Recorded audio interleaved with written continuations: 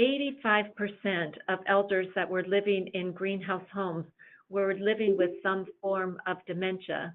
So if we've got 85% of folks that are living in greenhouse homes with dementia, it tells me that we need to do more. I think sometimes people associate the greenhouse model with a movement around small houses. But when I think about our mission, I say we're not just a small house movement, but we're a movement that seeks to deinstitutionalize, destigmatize, and humanize care for elders, really wanting to make sure that all elders are living life, that they're not just focused on their care, but they're focused on living life, and that would be their best life. So before we talk about what best life is, I want to tell you what it is not. It is not. We are not advocating for segregating elders living with dementia. We are not saying if you have a diagnosis of dementia, this should be the special environment. And I'll talk more about integration and segregation later in the presentation. Best Life is also not just a check-the-box educational program. While education and training is incredibly essential for quality care and really ensuring elders live a good life, it is not a check-the-box format. So here's what Best Life is summed up. And I've put a lot of, this is all in italics, and I've bolded some things because it's important to understand that Best Life is a philosophy. It's a philosophy that is comprehensive culture change. It's about embedding new mindsets and beliefs. We can't show up with the old way of thinking and believing. So Best Life is a philosophy of comprehensive culture change that is bringing new mindsets and new beliefs so that all elders are seen as unique individuals in the driver's seat of their life, each with a unique history, preferences, and the ability to exercise choice. It's a relationship-rich culture where the person comes before the task, and it really sets that tone for how elders will be cared for and how staff will treat one another. So here's our it's a symbol that really talks about what Best Life is. And you can see here that it starts in the very center. Foundationally, it's really built upon our core values.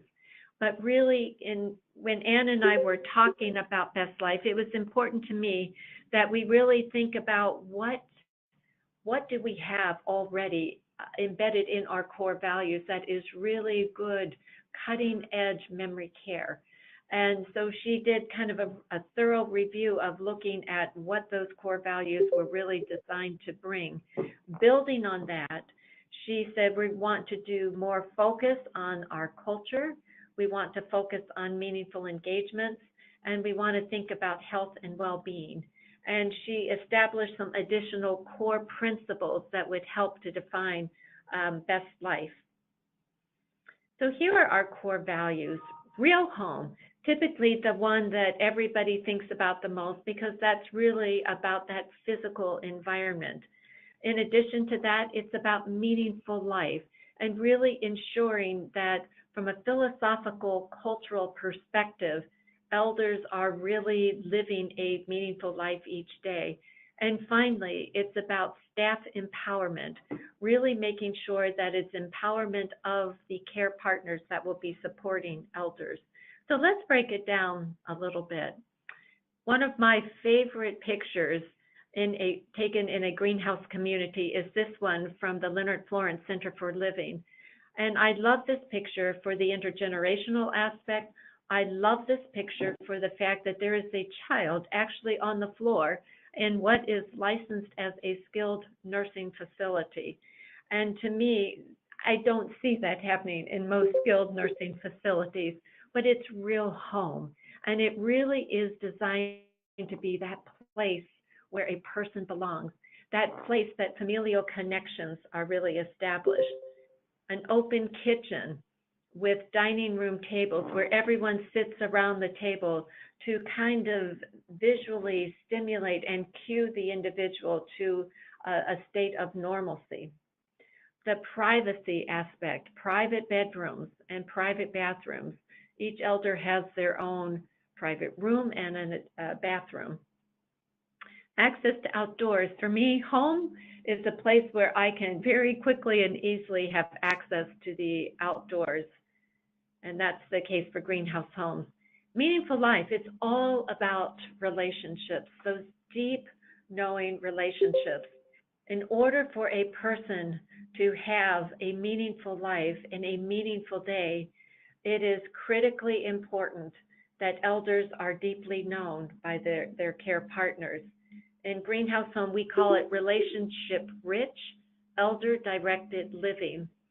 And I think there's such an incredible and wonderful emphasis on person-centered care.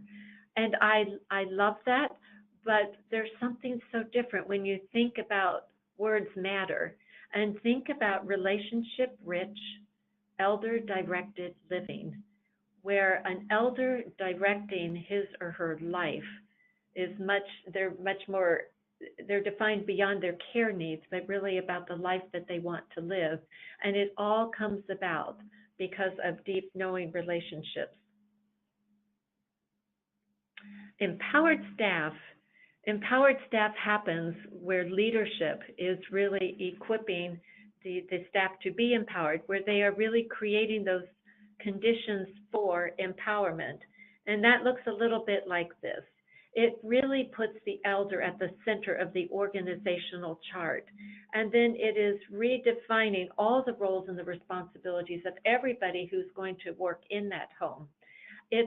We're talking about consistency in assignments and consistency among the care team or that self-managed work team of direct care staff called Shabazim in the greenhouse home. They are there consistently working in teams to deeply know who each elder is as an individual. But they don't work alone. They work in collaboration with a clinical support team, in collaborative care partnerships, really engaging in a participative decision-making manner, really identifying problems, analyzing, and working together to find solutions that really then honor the elder and really equip the care team to bring meaningful life to the elder. So living the values is how you achieve an incredible amount of success in a greenhouse home. But going forward, let's go to that next layer, the core components. And the core components are really kind of, I call them the building blocks for success. And as we've said, education and training is vital. It is so important to equipping for success. So we start with, Anne is our dementia care specialist, and she goes on site to deliver 3 days of education to leadership and to the core team. And there's a day on culture, there's a day on meaningful engagement, and there's a day on health and well-being. The 4th day is a 1-day intensive. It's pulling nurses and clinical support team members together to really equip them to be effective leaders and care partners in this regard. And then finally, there's train the trainer support.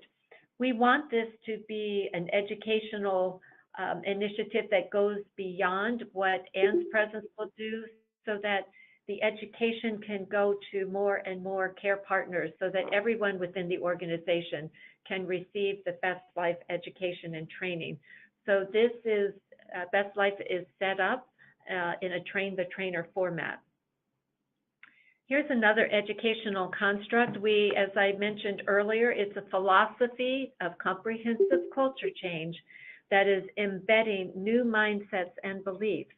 So everything within the Best Life education is really looking at what are the traditional beliefs that we've held about elders living with dementia. And then how do we kind of reframe, reshape, and develop a new belief and new mindset so that then we can look at the behaviors that we would expect to see. And what do we need to do to then reinforce those new behaviors because of a changed belief and different mindsets? And then what is vitally important, we can have different beliefs and we can identify those new behaviors we want to see. At 2 o'clock. But if we don't create the underlying systems and infrastructure to support new behaviors and new belief systems, we will fail. So it really is this theoretical construct that is a part of all the education so that we will be able to ensure that there is success in going forward. So let's take a look at culture.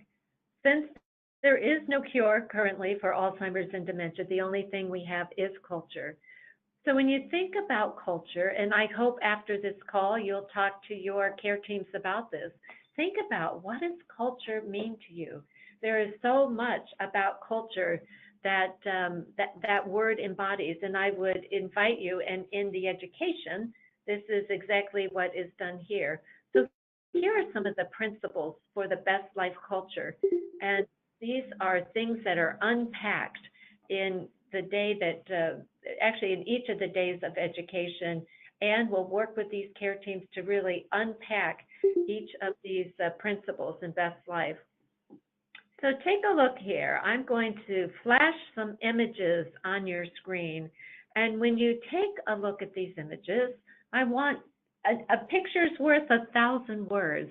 So what is this image? What does it conjure to you as you take a look at these folks? Most people will probably notice these are the young and the beautiful and famous, wealthy. And then let's take a look at the next slide, and here's some others. What do you see here? Once again, I think I'm seeing young, I'm seeing powerful, I'm seeing strong, I'm seeing athletic. So what does that have to do with anything? Well, let's look at these images. And what do you see here? I see vulnerable, I see weak, I see compromise, I see ill. And then look here, this is a picture. If you Google pictures of residents in nursing homes, you might find something like this. This is what people oftentimes are associating a nursing home culture. We've got a lot of work to do with regards to changing our culture and comprehensively changing it. So here's the point of all those images.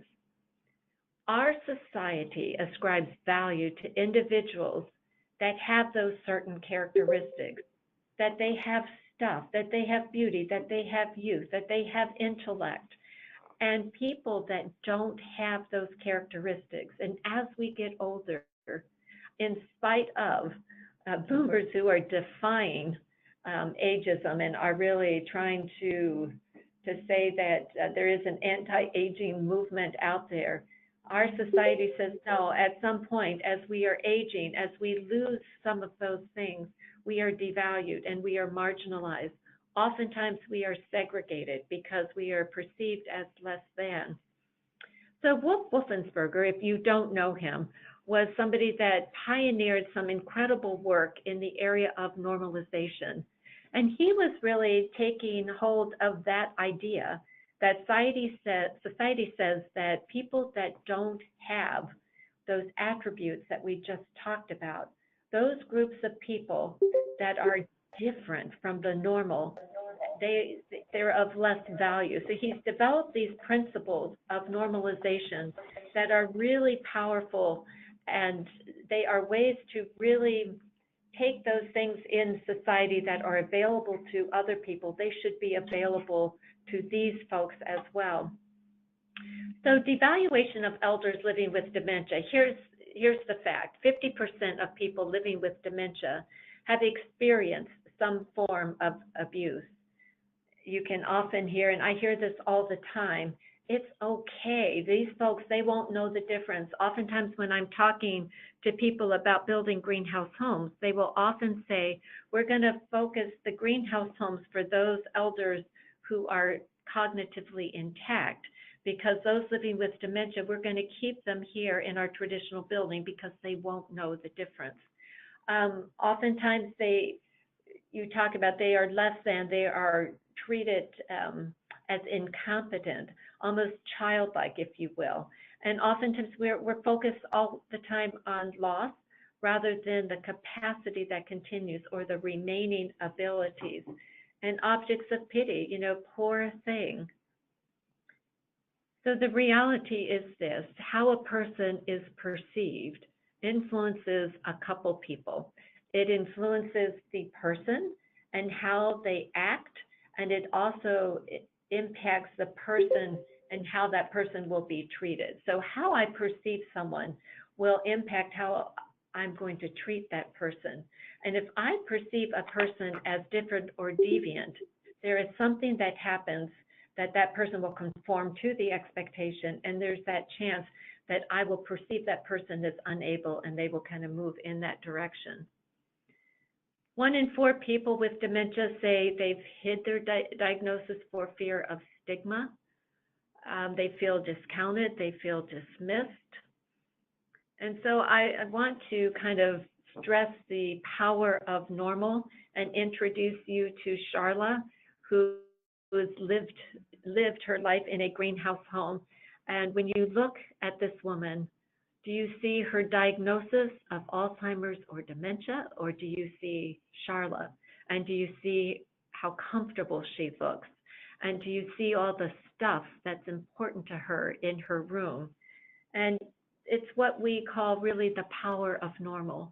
When we normalize our programs and we normalize our environments, it has such an incredible impact on the elders and how we see Charla and how Charla behaves, or that elder living with dementia. It's powerful when we normalize these programs and environments. So integration, let's just say a word about integration. Integration, I believe, must occur first in our minds. And by that, I mean we need to see the person first. I need to see the person before I see the diagnosis. And I want to make sure that all elders are fully integrated into life and integrated into the greater community. So here's a true story. There was a greenhouse home that I went into where there was, quote unquote, it was an integrated home. However, I had elders living with dementia on one side of the table and elders who were cognitively intact at the other side of the table. And when I talked to the well-meaning Shabazim, they said, well, at lunch, you see those that are living with dementia, they can't engage in the conversation of those that are cognitively intact.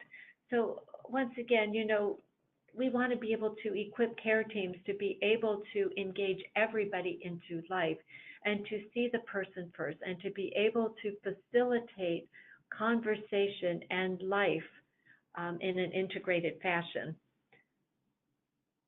Integrated with life, you can see these are opportunities that I believe are important for elders, that it's not just staying within a home, no matter how wonderful that home is, but to be able to have those opportunities to get into the greater community.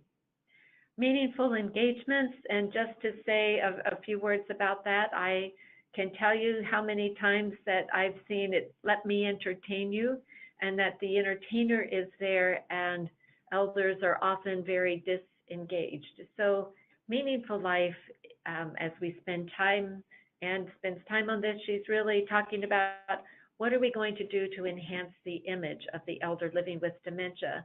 So you see the gentleman to the right, the picture, on the left of your screen versus the person on the right. Which one is really enhancing the image of the elder? And to speak a little bit more to that, let's talk about age appropriateness. And I want you to take a look at the images of these two individuals. When we think about devaluation in the commentary that I made earlier, how we see this person and how this person sees himself and how we see them, it will influence how they're going to act. So take a look now here and find more age-appropriate activities that would be more meaningful to the person, and how we see that person will impact how that person is likely to be treated. Here's another thing. There's been a lot of robotic pets that have been introduced. So real versus fake. Let's take a look. We've got some real and we've got some fake. So when you think about building relationships, can you build a relationship with a robotic pet to the same degree that you can with a real animal? And when you think about the spontaneity that happens engaging with a real live animal versus a fake robotic animal, I feel rather passionately that I think we're going to get some increased benefit by really working with the real pets. So it's I appreciate the studies that have been done on robotics and appreciate the work that is out there technologically to really advance us. But we feel strongly that the benefit of interacting with real versus fake, and that would be real babies versus a doll, and it would be real pets versus a fake robotic pet. So once again, normalized environments with pets, children, access to the outside environment, it really does support dignity and choice, and there are opportunities to do that. Health and well-being, we're just going to take a real quick look. You know, often it's not just an absence of disease, but it's really ensuring that an elder is known holistically, and the elder is really supported to be in well-being. And it's really not just putting everybody in a wheelchair in front of the television, but it is thinking about things such as meditation. It's thinking about what does sleep patterns look like for those living with dementia. What about essential oils and the power of touch to really support health and well-being? And another critical factor in this section is all about supporting family members. And family members are often that piece of the puzzle when we think about really forming partnerships and really wanting to support the elder. The family is an integral piece of that. Let's talk about equipping the nurses and the clinical support team members. So here's the reality. If an elder is living with dementia, the cost of care is much more. You can see the chart here that shows there's definitely cost implications to this. So as we equip nurses and the clinical support team members, once again, you know, I think as a clinician, I happen to be a nurse. I oftentimes, you know, you want to go focus on the diagnosis and all the clinical aspects. Not that that's not important, but what is very important to me is to really know who the elder is and to really see the person as a unique individual, not just a manifestation of Alzheimer's and dementia, and really take a look, recognize the important changes that would be happening in health, look at their medication, know when to connect and work with other providers, and again, working with the family as a partner and seeing them as part of the puzzle. Use of antipsychotics. As we know, CMS has put an incredible focus on reducing the use of antipsychotics. I'm not going to spend time talking about it, but how important it is, and working with clinicians to think about the usage of antipsychotics and what we might be able to do to find alternatives to that first resort, oftentimes, to find the med. The other thing is polypharmacy. Things that I know Anne feels strongly about, and I share her concern, and really thinking about what we can do to take a look at what medications are absolutely essential and where is polypharmacy occurring, and what might we do to really improve the health and well-being of an elder by taking a look at their medications. So that's kind of a very quick run through of the educational piece that's associated with the Best Life initiative. In addition to that, it's not enough to be one and done and check the box, we've educated people now. It really is that ongoing support with the dementia care specialist. And so there's monthly support via calls and webinars. We really are focused on those that are involved in the Best Life initiative, supporting them with educational webinars. What are we learning about the latest and the greatest with regards to Alzheimer's and dementia, and how do we support peer-to-peer connections so that we support one another to be able to find those solutions and to really encourage one another to kind of build, really bring a better life and the best life to elders living with dementia. Another thing that we feel strongly about, once again, it's important to really monitor our progress. How will we know we're successful? And so we want to be able to sustain this comprehensive culture change known as best life. The Greenhouse Project has a model fidelity tool that was introduced a few years to monitor model fidelity. It's called its MERIT, the Model Enrichment Resource and Integrity Tool. And we have developed metrics for best life so that we can really make sure that we are monitoring and managing our success with regards to that.